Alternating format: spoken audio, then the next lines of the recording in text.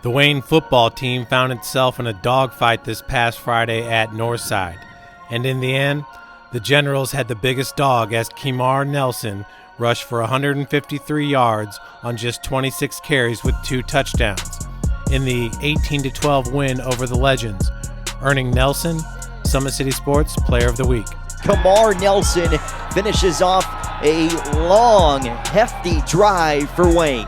It was a good game for me. The linemen did great blocking.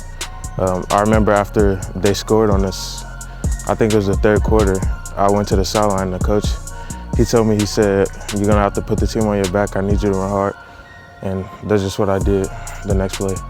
Well, our mentality heading into that game is these guys are beatable, but at the same time we are. We have to hit all of our cues, make sure we're doing what we're supposed to do, because these guys aren't a pushover. They got some talent on that team. So we have to do what we're supposed to do in order to get that win. The next play, Nelson somehow broke free from the pile, rattling off a 66-yard touchdown, which proved to be the game winner. So I got the ball. I just ran through. I thought I was gonna get tackled because it was a bunch of people. And I just kept running and kept moving my feet. Then I got out and got the 60-yard run. Were you surprised?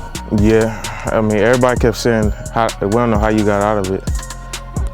Everybody thought I was down. Down? Far from it. He takes after his brother Lamarion.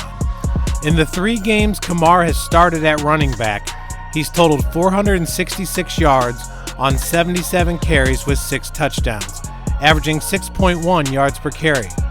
But what's even more impressive has been his play at linebacker.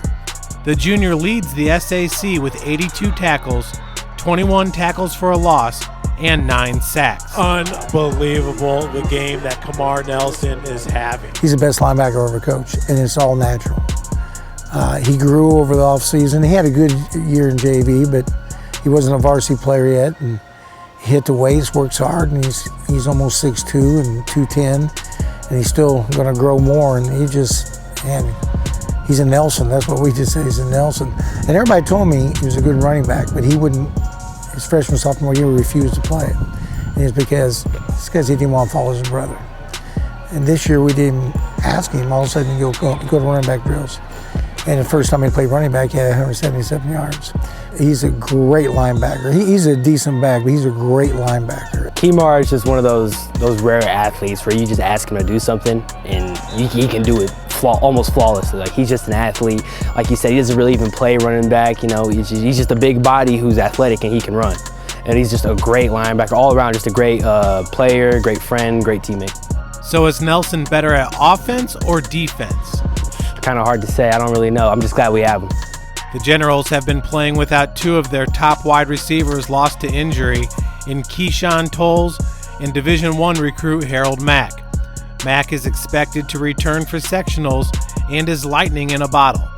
Holding it down on offense has been QB Marcus Cooper and 2-way standout Jacob Sharon.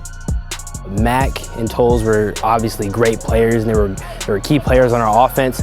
But at the same time, our receiver room is so deep and it's filled with a whole bunch of talent to where if 2 guys go down, I mean, it's obviously a great loss, but we got guys who can step up and do what they're supposed to do to help us get a win on Friday night. You know, Mack scores every 5 points 3 times he touches the ball from any position. So I always remind people of that because, you know, we've been at a disadvantage this is his 3rd week out. And we've played good enough to win, and the other kids that came through, and we got some other big play people, and then our defense has been outstanding. Working against a great group of wide receivers every day in practice, it's no surprise that Wayne leads the area with 14 interceptions, led by Adrian Wooten, who's tied for the area lead with 5 on the season. Adrian Wooten for the 5th time this season with an INT. Yeah, they're definitely getting me better every day by working on, like, going to one-on-ones, and them helping me, going against them every day, helping me get better and working on my craft. Every day it's a war. You know, we're never letting each other get away with reps. We're not letting people win. We're fighting it for every rep. And our defensive backfield, like you said, is great. Between Victor Doty, Adrian Wooten, and Darion Alexander, we got some dogs back there. He picked off 2 against Carroll when they were trying to go there number 1. And then he picked off a 92-yard return against Concordia against their number 1, and it held both receivers really down. So he's going to be a lockdown guy, and great speed. He's a track man. I mean, great speed. So he's another junior that's probably going to get some looks. Next up for the Generals is Class 5A, number 2 ranked Snyder, before Wayne enters a loaded Sectional 19, where they'll match up with Bishop Dwenger in the opening round.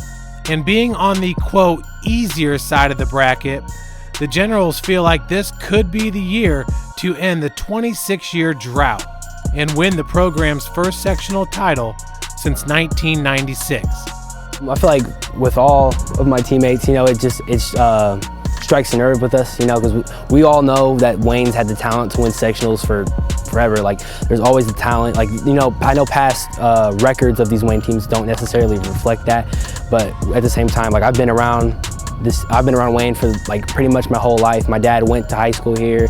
He's worked here for the past 16, 17 years, and I've been around all the Wayne teams, and especially like the 2014 team that won the conference, and 2018 team that finished 9-3 and just lost to Dwenger in the sectional championship on a last-minute interception. But Wayne's always had the talent to do it. They just haven't been able to execute on the little things, and I feel like that's what our team does well, is executing on the little things. We really gear towards the sectional, and I have done that for 36 years, and it's just we have a thing called Sectional Saturdays where we're here all day, 8 to 10 hours, and feed the kids 2 or 3 times. And when we leave Saturday night, the game plan's in, and they know it, and we just repeat it all week.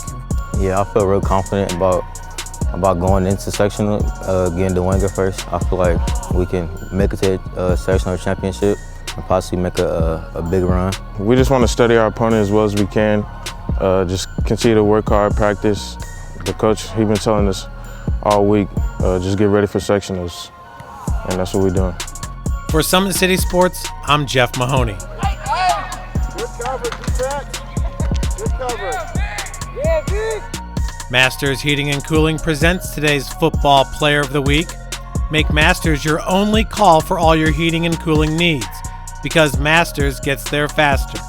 Call 866-824-HEAT or log on to mastersheatcool.com when you need them.